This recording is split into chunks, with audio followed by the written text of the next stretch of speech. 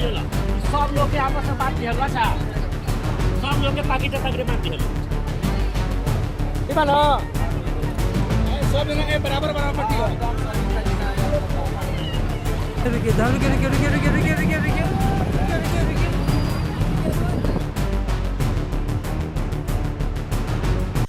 नमस्कार, आप live cities देख रहे हैं। मैं हूं जय शुक्ला। बिहार में हर साल ही बाढ़ आती है और इस बाढ़ में हजारों और लाखों की जिंदगियां जो है वो एक झटके में सड़क पर आ जाती हैं। लेकिन क्या आपको पता है कि इसी बाढ़ में किसी के लिए राहत आती है तो किसी के लिए आफत आती है।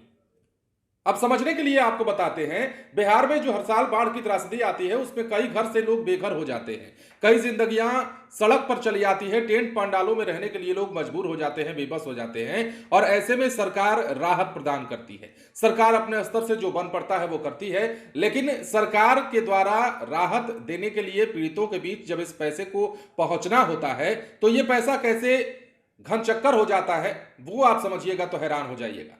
खबर बड़ी है और खबर यह है कि बिहार में बाढ़ पीड़ितों के नाम पर पैसे में फर्जीवाड़ा किया गया है, करोड़ों का फर्जीवाड़ा हुआ है। और यह फर्जीवाड़ा जब सामने आया है, जब इसका खुलासा हुआ है तो सभी हैरान हैं कि बताइए किसी के राहत के लिए, मतलब बाढ़ पीड़ित कितना परेशान होते हैं, कितना बेहाल होते हैं, और उन्हें राहत पहुंचाने के लिए जो पैसा सरकार देती है उस पैसे का कैसे बंदरबांट किया जाता है और कैसे उसमें फर्जीवाड़ा किया जाता है, कैसे घपला किया जाता है, वो हम आपको बताने जा रहे हैं। दरअसल अक्टूबर में पटना, पिछले साल की हम बात कर रहे हैं, पटना जिले में बाढ़ की स्थिति होने पर परिवार जो पीड़ित थे उनके लिए बनाए गए राहत शिविर में खर्च के ब्यौरे में 2,98,00,000 रुपए का फर्जीवाड़ा पकड़ा गया है।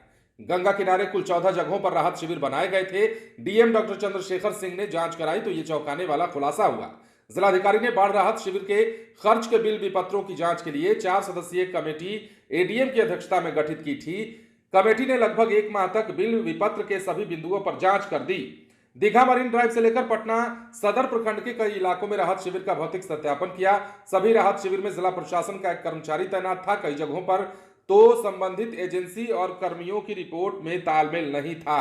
जांच अधिकारी का कहना है कि राहत शिविर में 2,72,00,000 और भोजन में 50 लाख खर्च होने का विवरण दिया गया था। छानबीन के बाद 16 लाख और भोजन में 8 लाख भुगतान करने से संबंधित ही अनुशंसा की गई है। मतलब रजिस्टर में खान पान का जिक्र तक नहीं है। जगह से कई गुना जो अधिक क्षेत्र में टेंट पंडाल दिखाया गया, मतलब कागज में दिखाया गया कि टेंट पंडाल इतना बड़ा लगा रहे हैं, इतना विशाल लगा रहे हैं, लोगों को दिक्कत नहीं होगी। लेकिन हकीकत जब सामने आई है तो यह पता चला है कि लोगों के लिए जो व्यवस्था करनी थी और उस व्यवस्था के लिए जो पैसा सरकार की ओर से आया था उसी पैसे में घपला किया गया है।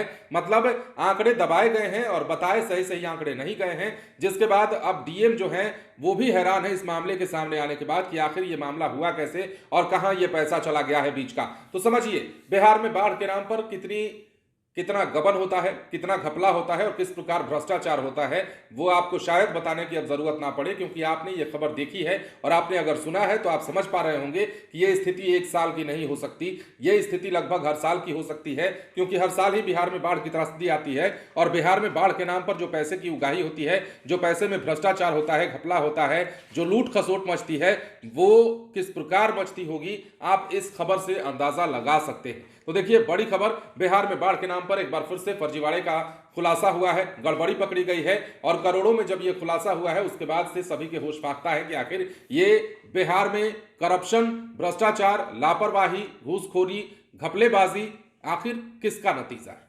बने रहे लाइव सिटीज के साथ। धन्यवाद।